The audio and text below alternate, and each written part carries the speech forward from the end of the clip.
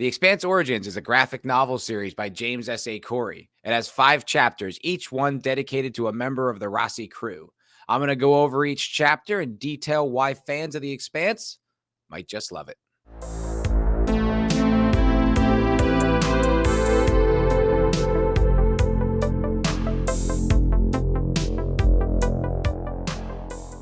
Hey guys, how's it going? Matt from Foul Ball Productions here. Thank you so much for joining me today. I hope that you're doing well. I'm doing phenomenally. Thank you so very much.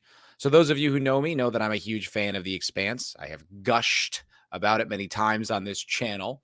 So recently, on a whim, I downloaded The Expanse Origins graphic novel. Each segment is dedicated to one of the characters and takes place about 5 to 8 years before the action of the 3rd season. It gives a little insight and backstory into who they are and how they ended up on the Canterbury to begin with. And honestly, it really feels like The Expanse. The storytelling and dialogue are very sharp. They use the comic book medium well. Their prowess as writers and their show don't tell style is really on display, even with a comic book and limited frames. Ultimately, I really enjoyed what they created. And a lot of times I got emotionally caught up with the circumstances. Some of them are extraordinarily tragic and dark, but I still found myself enjoying my time with the Rossi crew again and revisiting my old friends. So I'm going to go over this chapter by chapter, starting with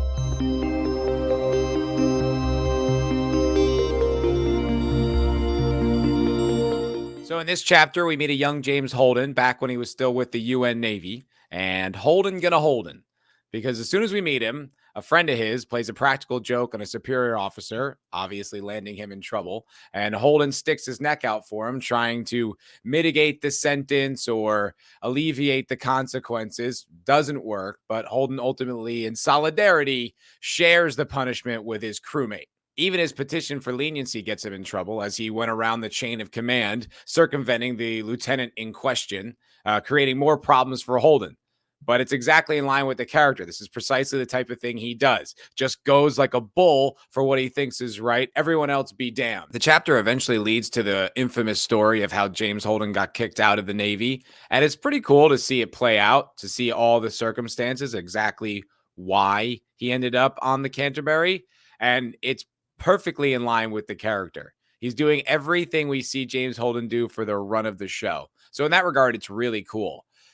Other than that, I didn't really get a whole lot out of it because it doesn't really let me in on anything I didn't already know. It just kind of reinforces the values of the character.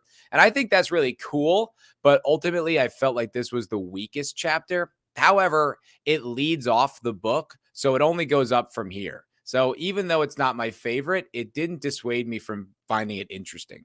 The next chapter is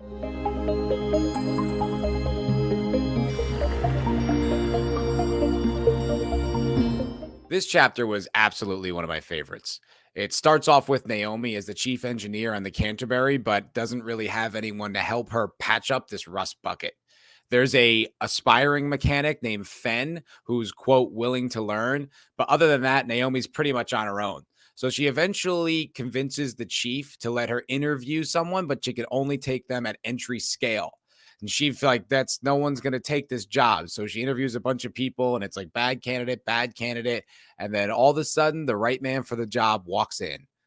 Amos Burton. And since Amos is escaping his life on Earth and Naomi's escaping her dark past with the OPA, they're more than content to basically work in silence, not having any kind of real friendship or relationship outside of their small work discussions.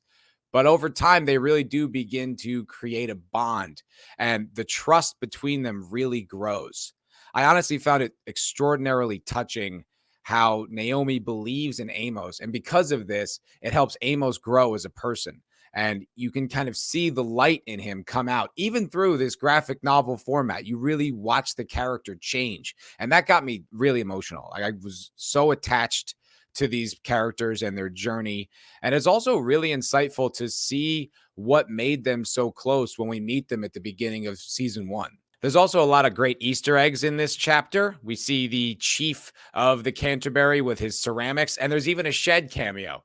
Loved that. The writing is really strong in this segment as well. There's a little detail when Fen mentions that Tycho has a dental plan and the Canterbury doesn't. Now, it's a little throwaway detail, but it's one of those things that enriches the world and kind of validates it and makes it real. I love that they throw in stuff like that. If you're invested in the characters of The Expanse, this one is 100% worth your time. The next chapter is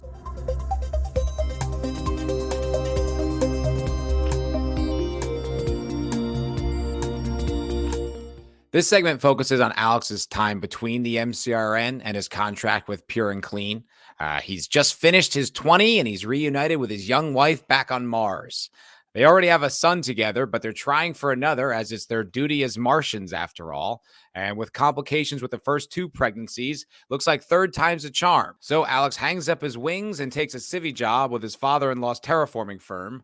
But it's not long before Alex is restless and wants to return to the sky. He's torn between his obligations with his family and his yearning to be up in the sky fighting the bad guys.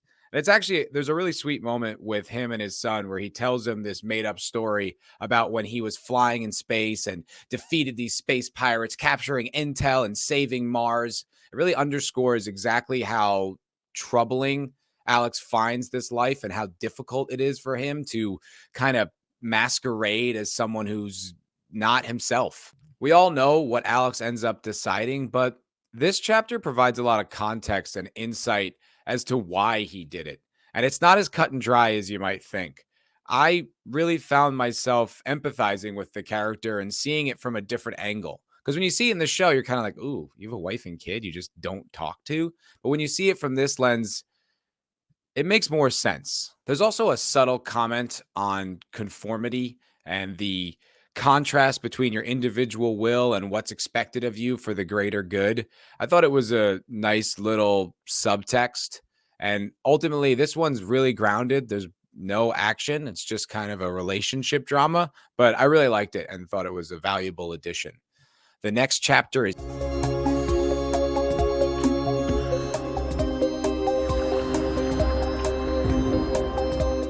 This segment is the darkest and most tragic of all of the chapters, and it's also the most artistically abstract.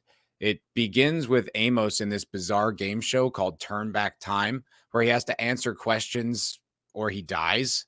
It's pretty bleak, but it's a little weird. You're not entirely sure what's going on.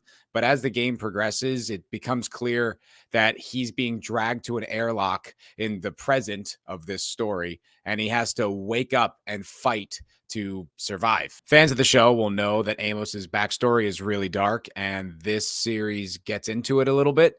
We do see him back in Baltimore at a orphanage, and it gets pretty dark. It's pretty heavy. But it has a really like sweet and inspiring undertone. And there's even an origin story for that little devil pin that he wears that is like emotionally brutal, but ultimately inspiring. This is another segment that absolutely brought tears to my eyes. It was moving and deep and tragic and sad, but it also cast this lens on Amos, like that instinct he has to protect those who can't protect themselves. And you see where it began and kind of part of where the monster in Amos was born, and those two things running parallel to each other and his kind of constant struggle to for which one's jockeying for position. This is tremendously insightful to that character's soul. As dark as it is, it's a really strong addition to the whole series. And we do get to see Amos kick a little ass by the end, which is always great. This segment was the deepest and most powerful. And ultimately, I thought it was terrific. The next segment is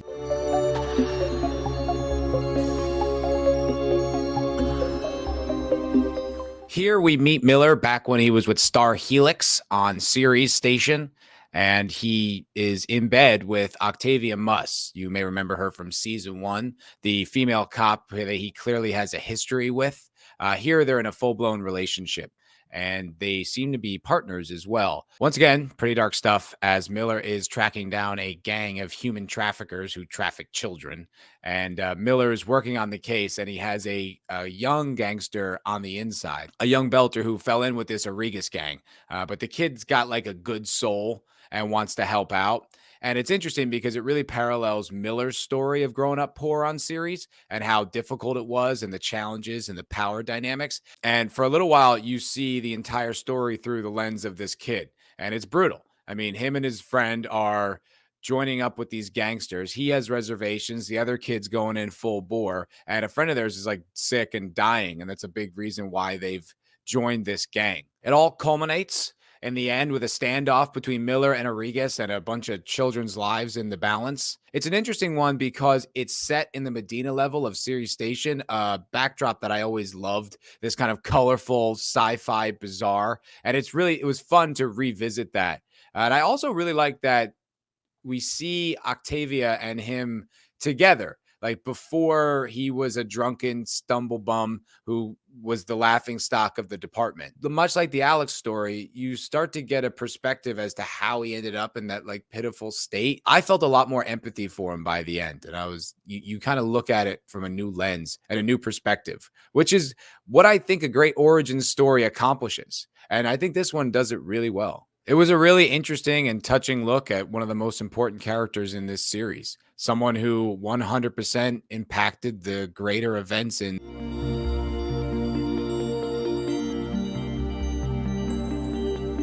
Ultimately, The Expanse Origins is a really powerful companion piece to the Expanse TV show, especially the first 3 seasons. It's going to give you a lot of insight and information on characters you didn't already have. And unlike the way a lot of franchises exploit fan nostalgia with member berries and hollow references, this genuinely adds to the show and adds context to the characters that you really love. Thank you so much for watching this video today. I really appreciate you sticking around. Please press like on the video if you have not, and subscribe for all the new content. I really appreciate you watching. All right, Baratnas, that's going to do it for me. Tanya, what chase good. Happy hunting.